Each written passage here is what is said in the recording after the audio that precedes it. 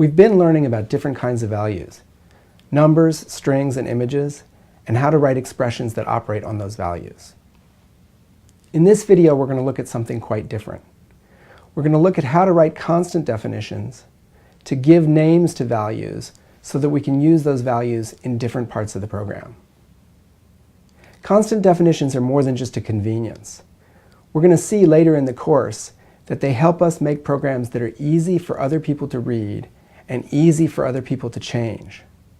And that those two properties, readability and changeability, are two of the most important properties a program can have. But for now, we're just going to focus on the mechanism of constant definitions so that you can learn how to write a constant definition to give names to a value that you use in other parts of the program. So let's imagine that we're working on a program in which there's a simple interactive game running in a window. One thing we might want to do is give names to the width and height of the window. And the way we do that is we write open paren define and then some name, which we often put the names of constants in uppercase like this. And we might say that the window is 400 pixels wide and maybe the window is 600 high. And that's two named constants. If we run this program just like this, we don't get any values out because defining a constant doesn't produce a value.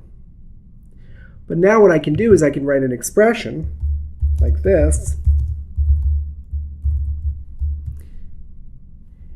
And what happens is when Dr. Racket evaluates this, when it comes to evaluating the name of a defined constant, it's just going to use the constant's value there. So this will become 400. So the evaluation steps here would be times width will become 400. That's the first evaluation step. In the next evaluation step, height will evaluate to 600. At this point, all the arguments to times are values. So now we'd have 240,000.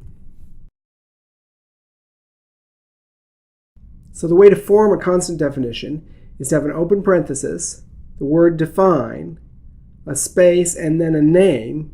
And names typically include letters of the alphabet in upper and lower case. They can also include numerical digits. And in the beginning student language, they can include lots of other characters like exclamation mark and question mark and equals and things like that. Some languages are more restrictive about that, but the beginning student language is fairly generous about that. You can't use parentheses or quotes of any kind, though. The rules for evaluating a constant definition are when Racket encounters the constant definition, it evaluates the expression and uses the resulting value as the value of the named constant going forward. When evaluation encounters a named constant, the named constant simply evaluates to the value that the define associated with it. Let's look at another example. Let me get rid of all this now. Suppose in this same program, in my game program, what we have is the image of a cat going back and forth across the screen. Well, I might want to give a name to that image so that I can use it in lots of places. So there's the cat.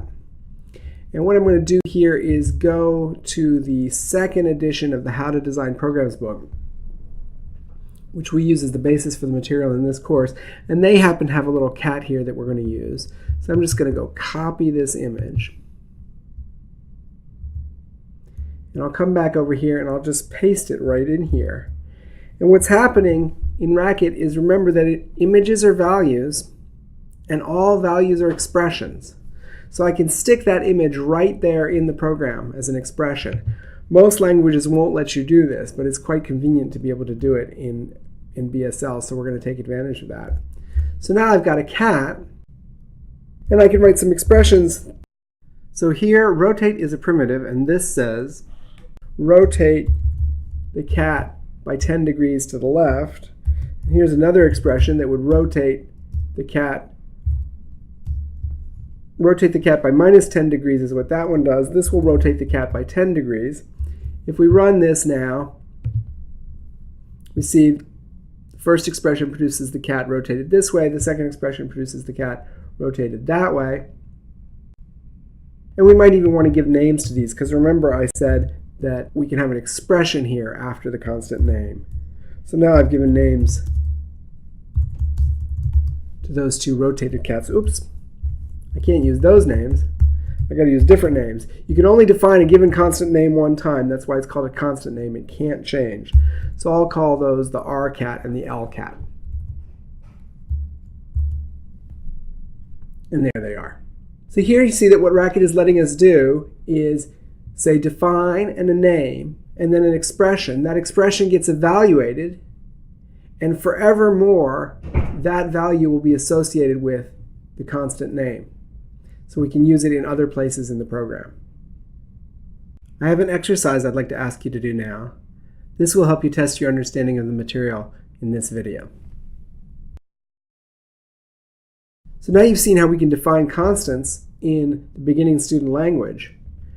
As I said at the beginning of this video, we're going to see more and more how important this is.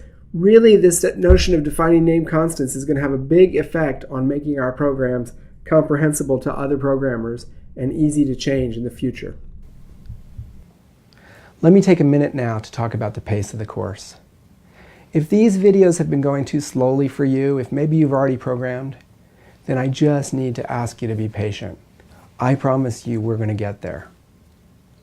If on the other hand maybe you haven't programmed before, some of you might find these videos going a bit too quickly. One thing we've learned at UBC is that for some students it takes a little bit longer to get the hang of this. If that's the case for you, if you feel like it's going a bit too quickly, let me make 3 suggestions. First, go back through the exercises that you had a hard time with and work them again. Second, you can watch that part of the video again. But most importantly, let me suggest you go to the week 1 page, look at the instructions for how to get help, and post a message asking for help. One of the things we've learned in the thousands of students that we've taught this material to is it really helps a lot to ask other people and discuss the issues that you're having a hard time with. That's going to be a big part of this course going forward.